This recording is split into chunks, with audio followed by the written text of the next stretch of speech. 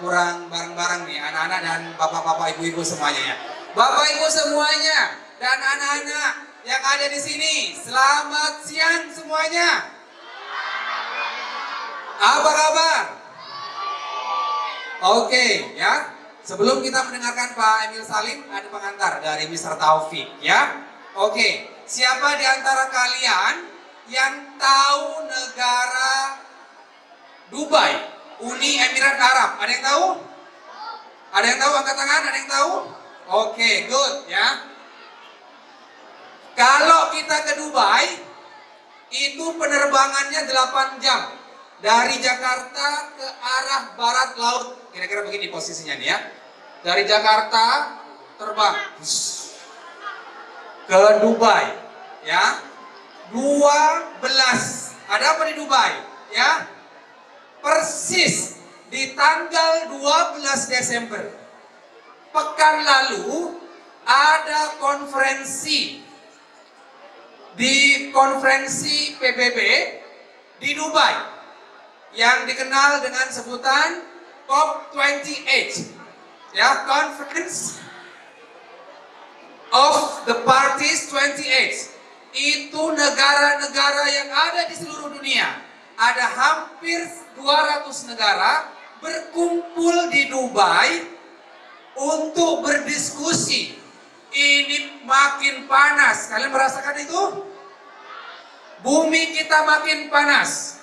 Konferensi itu panas juga diskusinya. Wah, saling debat, saling berdebat, saling berdiskusi.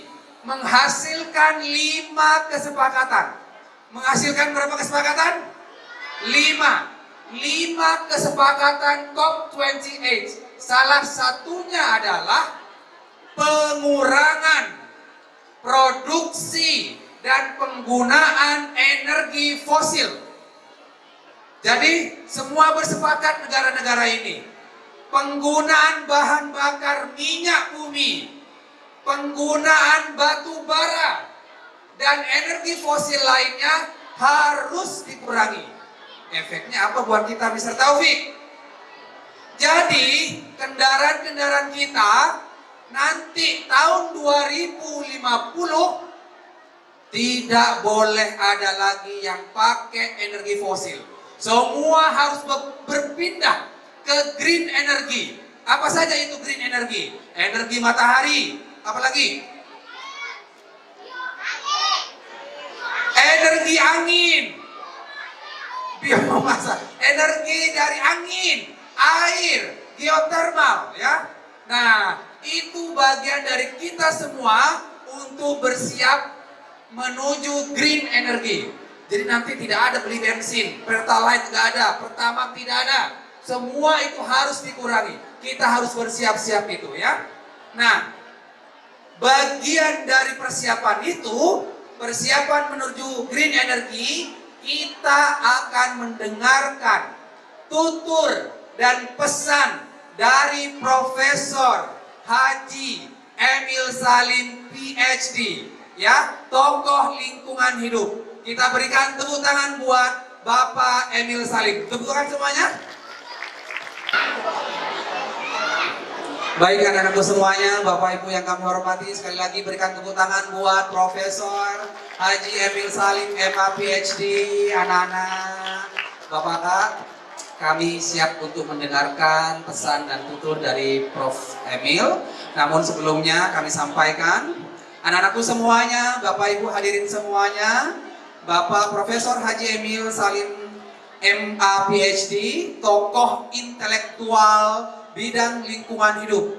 Selain pernah menjadi Menteri Lingkungan Hidup, banyak sekali kiprah dan jasa beliau baik di lingkup nasional, regional maupun di kancah internasional. Tepuk tangan buat Bapak Emil. Kira-kira nih anak-anakku semuanya, usia Pak Emil ada yang tahu? Nih, Mr. Taufik kasih cluenya ya. Bapak Emil Salim lahir tahun 1930 bulan Juni. Berarti umurnya berapa sekarang? Berapa? 93 Ya, umur beliau sekarang 93 tahun. Beliau masih sangat sehat, ya. Beliau kembali hadir untuk membersamai kita semua untuk mendukung gerakan kita kepada pelestarian lingkungan. Tema tahun ini adalah satu bumi, satu misi, ya. Diangkat dari tema P5 yaitu gaya hidup berkelanjutan. Ini hebatnya, ini adalah kehadiran beliau yang ke-12 kali ke SD, ke KBTK, SMP, Nasional Plus Tunas Global. Ini adalah bentuk cintanya beliau kepada siapapun yang mencintai lingkungan. Tentu diantaranya adalah kita semua. Tepuk tangan buat anak-anak semuanya dan Bapak Ibu semua, ya.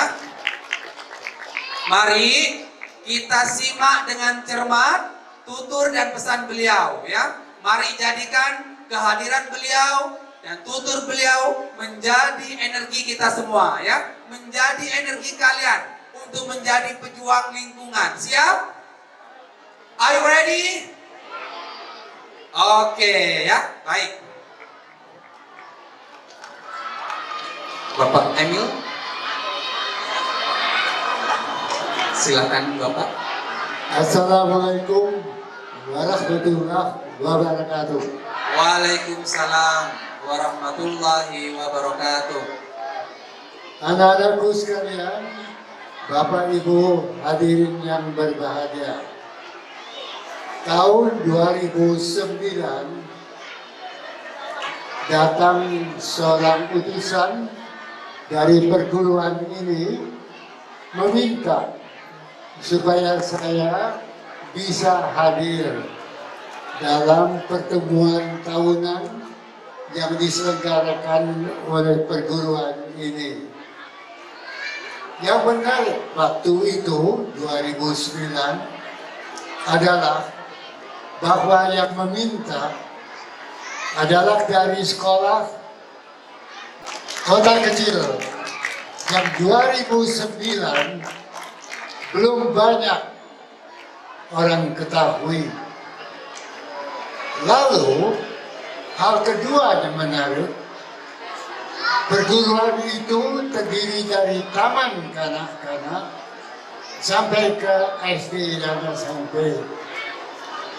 Sekolahnya bukan sekolah tinggi, tapi sekolah dasar. Dasar pendidikan anak-anak. Saya gembira menyambut undangan untuk ikut secara berkala hadir dalam pertemuan teman-teman anak-anak di sini. Di Depok, kota kecil, tidak ternama di forum nasional. Perguruannya pun belum begitu banyak diketahui. Tapi semangat yang membakar sekolah ini tinggi sekali, mengembangkan lingkungan hidup. Dan itu yang menarik hati saya. Bukan kota kecil Depok, bukan sekolah rendah SD macam-macam, tapi semangatnya membangun kesadaran lingkungan di kalangan anak-anak sekolah. 2009 sampai 2018 terus menerus tiap tahun ada kemajuan dari sekolah ini, mengembangkan anak-anak dengan pemahaman dan kesadaran akan lingkungan hidup. COVID menyebabkan kita terpaksa berpisah. Sekarang kita ketemu lagi. Dan kita ketemu lagi dengan semangat yang tetap menyala-nyala. Sekolah ini berkibar untuk mengembangkan semangat, cita-cita, lingkungan hidup di kalangan anak-anak muda. Mengapa? Tahu tidak saudara, tahun 2025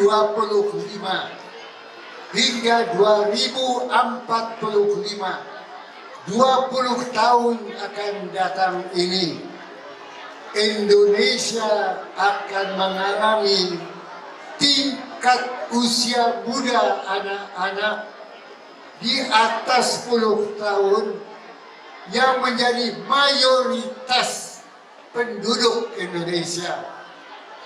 Indonesia akan mengalami penduduk usia muda, bonus demografi, usia 10 ke 65 tahun akan menjadi penduduk yang terbesar di tanah air Indonesia ini.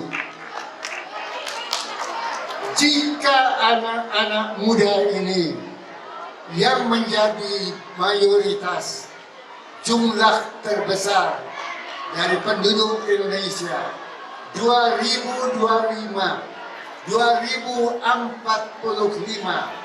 20 tahun, jika anak-anak ini, para pemuda ini yang mayoritas tingkat pendidikannya naik, menjadi orang yang pandai, dapat memiliki sains, teknologi, engineering, matematik, menghadapi tantangan perubahan iklim yang mengancam dunia ini. Kita tidak perlu takut bahwa perubahan iklim akan terjadi, curah hujan akan berkurang karena suhu naik. Mengapa kita tidak perlu khawatir?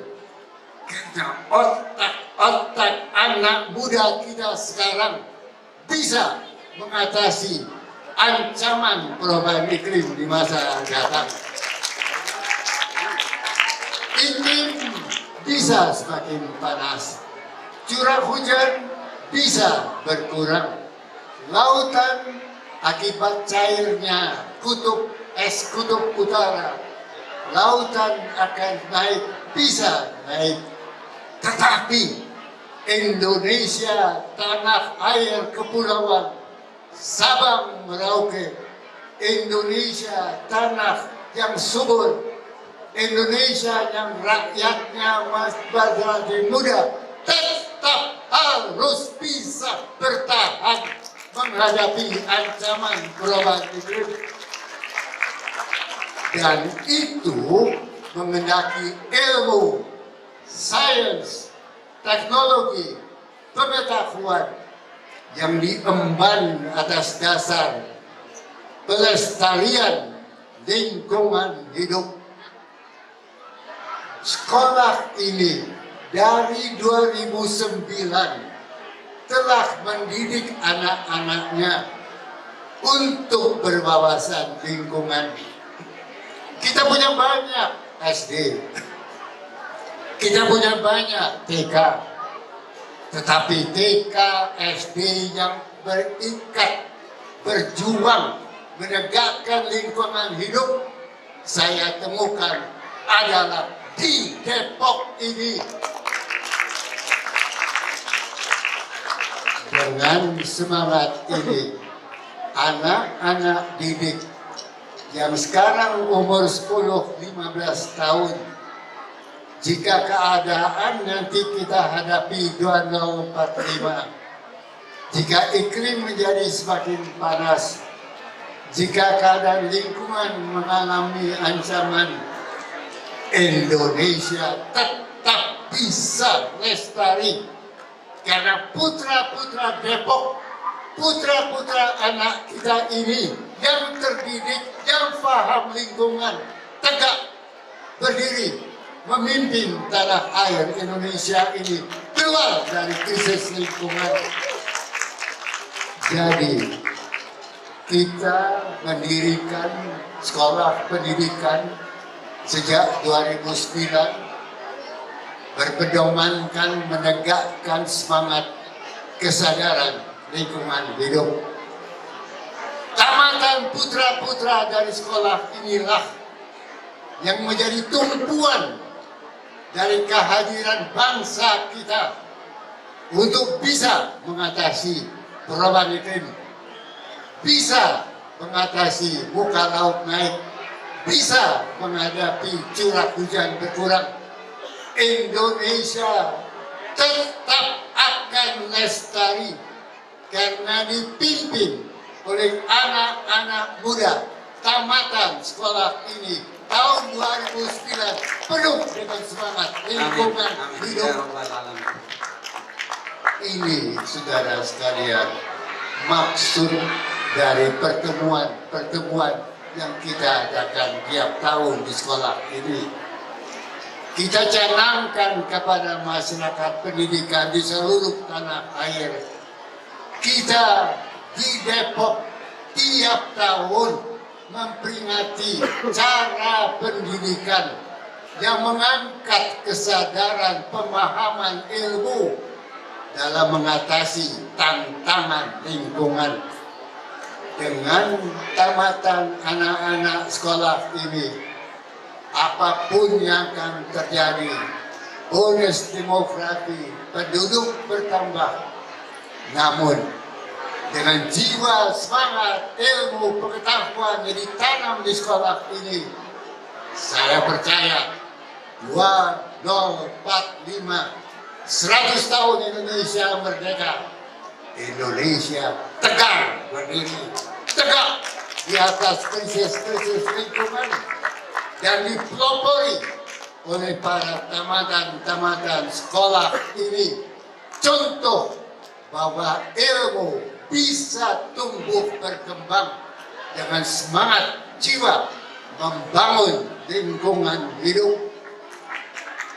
Dengan semangat inilah saya mengharap sekolah ini menjadi pelopor tidak hanya di Depok, tidak hanya Jakarta Raya, tapi di seluruh tanah air.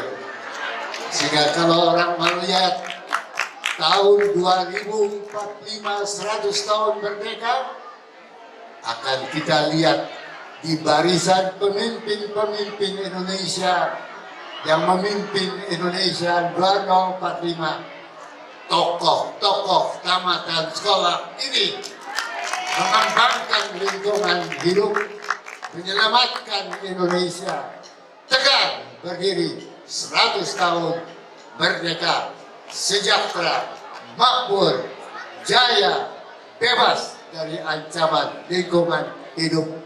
Itu semangat dari perayaan hari ini. Itu permintaan saya pada saudara semua. Jadikan perguruan ini kader-kader penyelamat Indonesia 2045 sebagai pelopor bonus demografi, pemimpin anak-anak muda ke 2045, sehingga 100 tahun Indonesia berdiri tegak di bawah pimpinan tamatan sekolah ini. Terima kasih. Selamat belajar, selamat bekerja. Luar biasa apa yang disampaikan oleh Profesor Haji Emil Salim MA PhD. Anak-anak semuanya, ada beberapa pesan. Ya, nanti setelah ini perwakilan satu orang SD, satu anak SMP boleh bertanya. Hanya perwakilan saja, satu anak SD, satu anak SMP ya. Tapi sebelumnya ingin saya membuat summary sedikit ya. Pak Emil Salim begitu gembira dan bersemangat untuk hadir membersamai anak-anak semua yang ada di sini. Luar biasa ya. Anak-anak semua, tadi Pak Emil menyampaikan bahwa 20 tahun lagi kalian usia kalianlah nanti yang akan mendominasi ya di tahun 2045 ya. Pada saat itu banyak sekali kemungkinan masalah lingkungan terkait dengan pelestarian dan segala macam. Tapi Pak Emil Salim percaya bahwa anak-anak semuanya kalian akan mampu mengatasi itu semuanya. Pesan Pak Emil tadi, kuasai teknologi, kuasai ilmu, kuasai sains, cintai matematika, karena itu yang akan bisa menyelesaikan masalah-masalah yang berkaitan dengan lingkungan nanti. Pak Emil yakin, Pak Emil percaya, kalian kelak yang akan mengisi barisan-barisan pemimpin-pemimpin yang ada di negeri ini. Tepuk tangan buat Bapak Ibu semua dan putra-putrinya. Kalau Pak Emil yakin, anak-anak harus bisa ya. Oke? Baik. Ada yang mau bertanya? Anak SD 1, anak SMP 1? Oke, 1 dari SD yaitu Princess. Dari kakak SMP ada 1? Oh ya, oke 1. Baik, boleh Mike?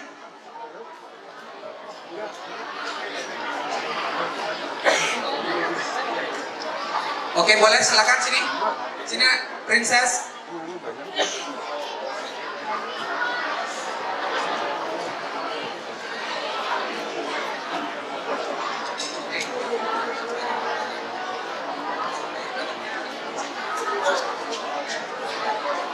Pak, kalau Bapak kan udah umur 93 kata temanku kan. Kalau Indonesia belum ada pas Bapak lahir, Bapak tinggal di mana?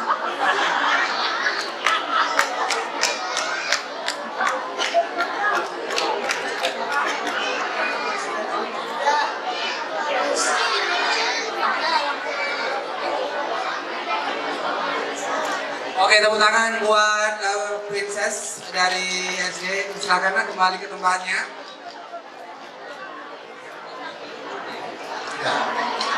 Ya, waktu kita belum merdeka, tahun 30-an saya lahir, tahu gak saudara?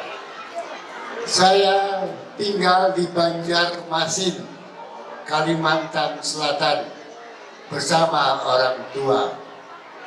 Ketika itu saya di sekolah Belanda, belajar di tingkat sekolah SD.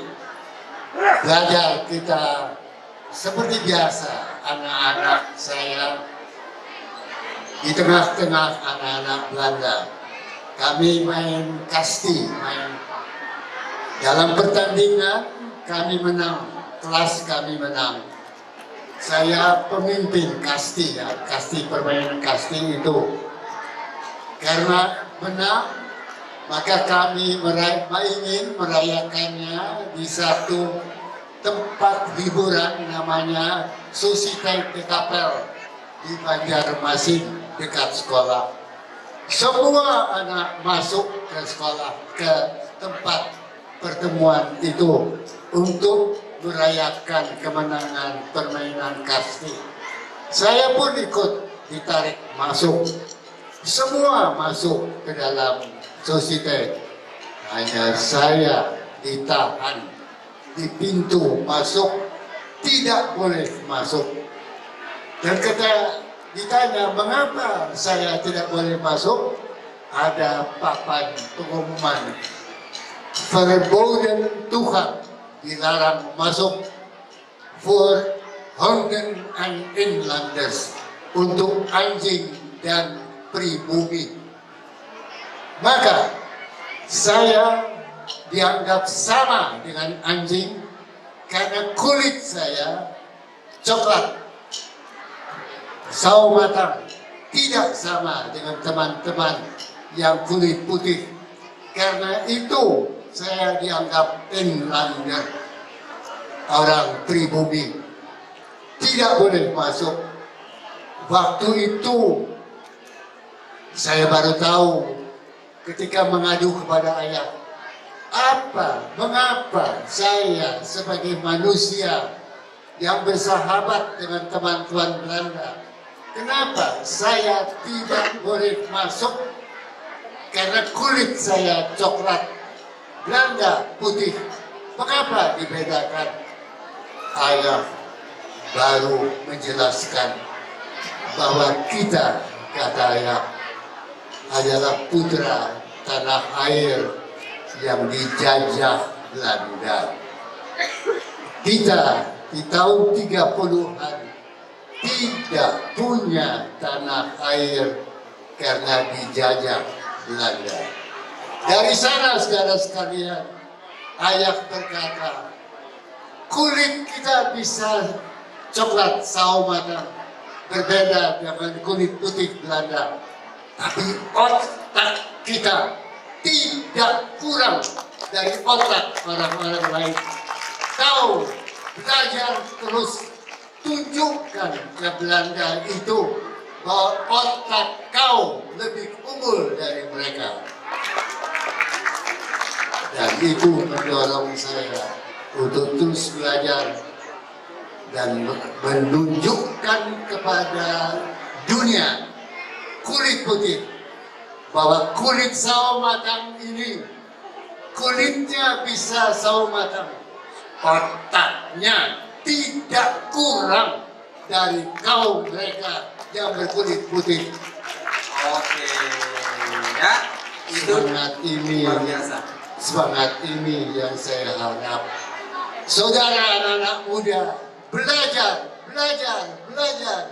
Tingkatkan kemampuan otakmu. Persoalan ke depan, ke tahun 2045 banyak sekali.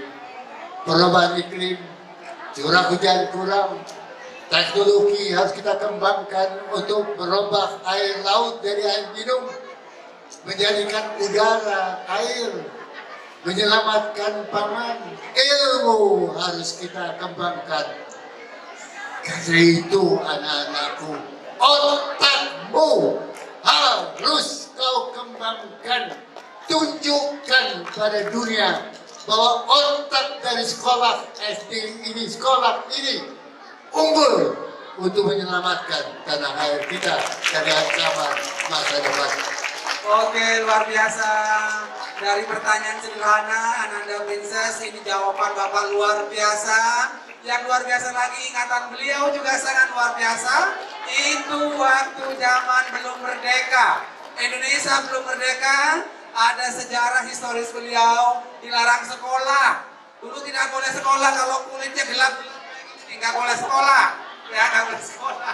Ya, Pak Emil Salim meyakinkan kita semua, kita punya hak yang sama. Sekolah tugas global, sekolah keberagaman, semua bisa bersekolah, semua bisa berprestasi. Tepuk tangan semua buat kita, semangat buat kita ya, luar biasa ya. Oke, satu lagi, setelah ini kita akan cukupkan dengan Pak Emil dari anak SMP. Silakan.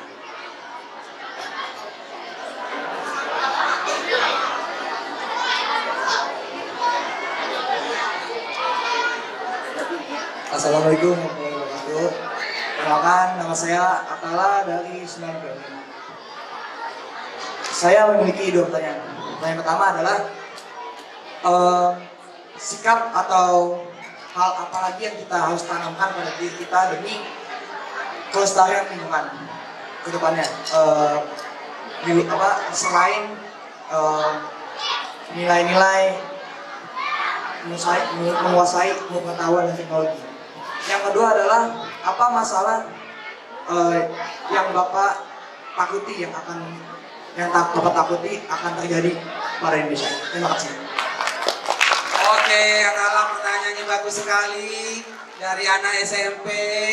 Pertanyaannya mantap, Atala keren ya, sama dengan sebelumnya keren ya. Jadi apa sikap-sikap yang harus dipersiapkan selain belajar tentang mengenal ilmu pengetahuan, teknologi, apa sikap-sikap yang harus dimiliki untuk menjaga bumi ini. Ya, luar biasa. Terus yang kedua, pertanyaannya, apa yang ditakutkan atau yang dikhawatirkan oleh Pak Emil Salim yang terjadi nanti? Apa yang ditakutkan nanti? Apa yang terjadi nanti nih yang ditakutkan Pak Emil Salim? Ya, Pak Emil Salim nggak takut seperti ini. Oke, kita lihat. Terima kasih, Nak ya. Di dalam kehidupan selalu manusia menghadapi ancaman yang mengganggu kelangsungan hidup manusia. Kemiskinan, krisis pangan, kekurangan air untuk irigasi, dan macam-macam.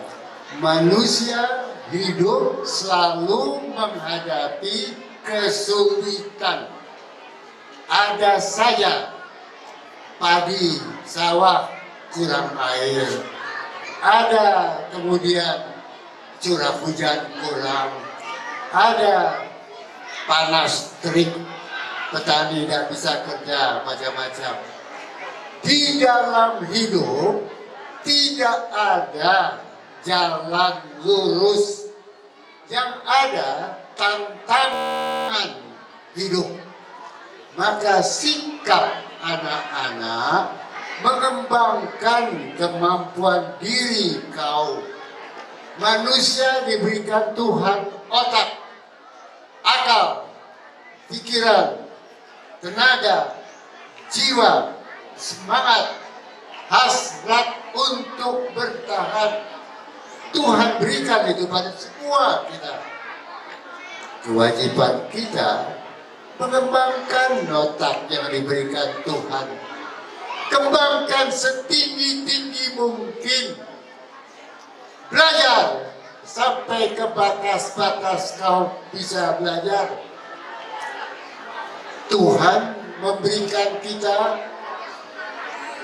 semangat, daya hidup, pandangan menghadapi permasalahan.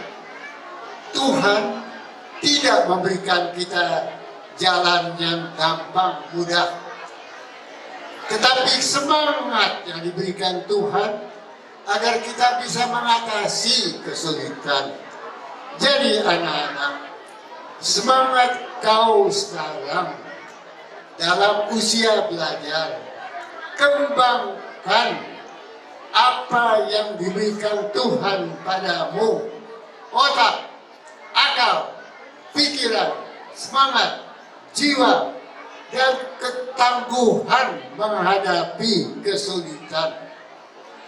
Jangan anggap masa depan sinar bulan purnama, tenang. No, masa depan mungkin akan ada kesulitan air minum, kesulitan panas, kesulitan macam-macam. Tetapi Tuhan memberikan padamu akal, otak, pikiran untuk mengatasinya. Karena itu kau belajar. Isi otakmu agar mampu menghadapi kesulitan masa depan. Persoalan Indonesia tidak dipecahkan orang lain kecuali bangsa kita sendiri. Dan itu adalah kita. Kita harus memecahkannya dengan pendidikan, sains, semangat, kepercayaan diri, dan membangun sekolah ini menjadi contoh bagi seluruh pendidikan Nusantara.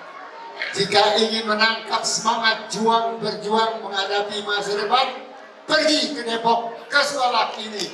Contoh dari model pendidikan anak-anak tahan banting menghadapi masa depan. Terima kasih.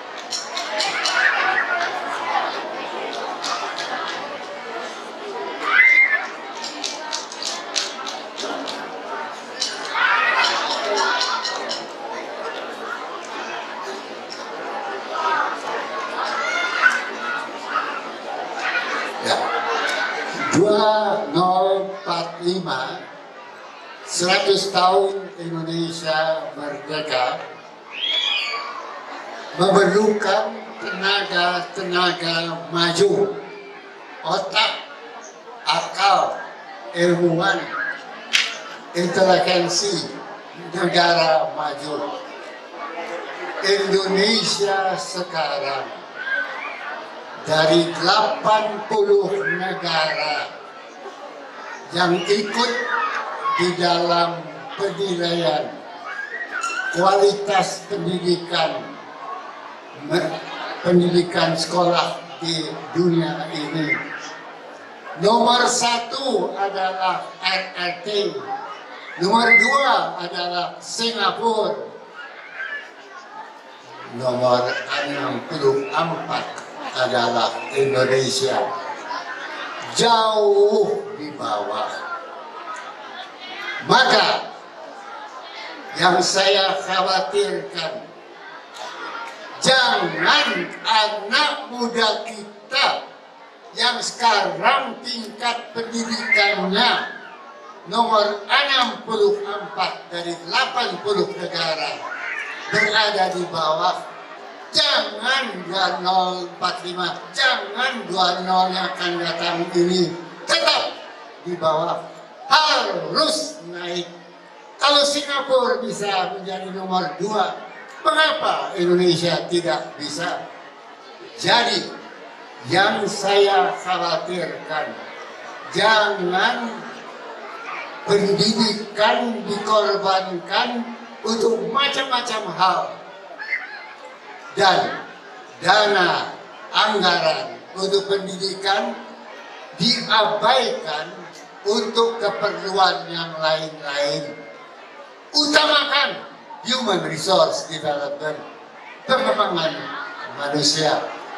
Generasi muda bakal maju, bonus demografi 2025, 2045.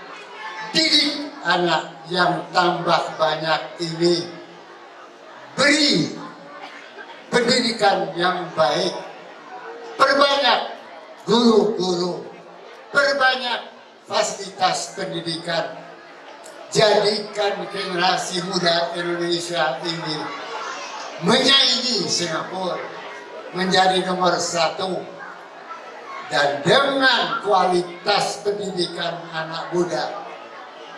Jangan korbankan pendidikan untuk pengeluaran anggaran lainnya yang tidak ada hubungan dengan kenaikan kualitas sumber manusia. Dengan demikian, butuh akal, ilmu Indonesia, pemuda Indonesia,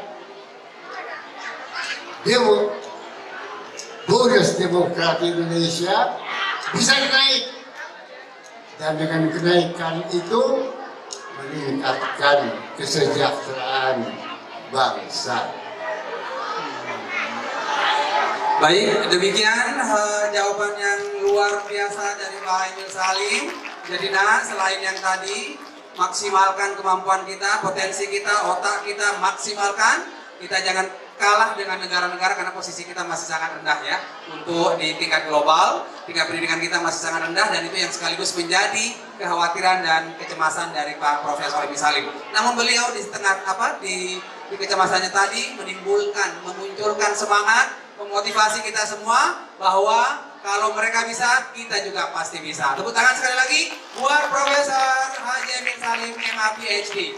Dengan demikian, untuk tutur dan pesan dari Pak Emil Salim tentang lingkungan kita cukupkan, karena setelah ini akan ada rangkaian acara berikutnya, itu penyerahan piala KVGC yang akan diserahkan langsung oleh Pak Profesor Emil Salim. Pak Emil, kami mengucapkan terima kasih. Sebagai bentuk ucapan terima kasih dan yang sudah belajar banyak dari Pak Emil Salim, coba kita tepuk tangan sekali lagi buat Pak Emil. Bapak, kami semua belajar dari Pak Emil Salim tentang lingkungan. Mudah-mudahan semangat Bapak menjadi semangat kami juga ya. Terima kasih Bapak, sekali lagi terima kasih. Baik, demikian. Terima kasih. Selanjutnya kami serahkan kepada pembawa acara.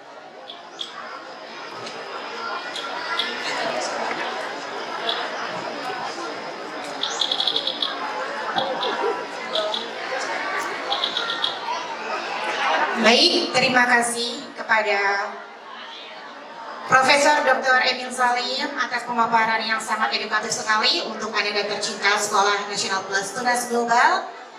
Kepada Bapak Dr. Emil Salim, diperkenankan untuk tetap di sini, akan ada penyerahan cendramata dari Sekolah Nasional Plus Tunas Global kepada Ibu Yanati Wardani dan Bapak F.Y.S. Rahman. Kami mohon semuanya untuk naik ke atas panggung untuk dapat menyerahkan cenderamata untuk Profesor Dr. Emil Salim. Kepada Bapak Ibu para kanit, dipersilakan untuk naik ke atas panggung. Kami juga mengundang kepada Bapak Tom, Ibu Mengerti untuk bisa naik ke atas panggung.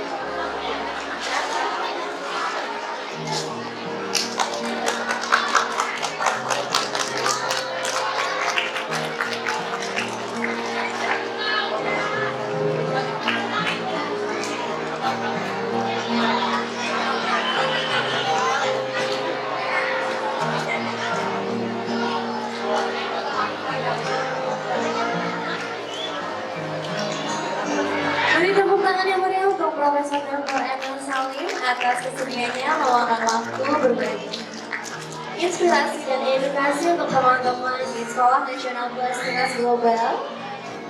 Boleh dikasih ya Bapak? 1, 2, 3. Silakan berikan 3 ya. 1, 2, 3. Oke, baik.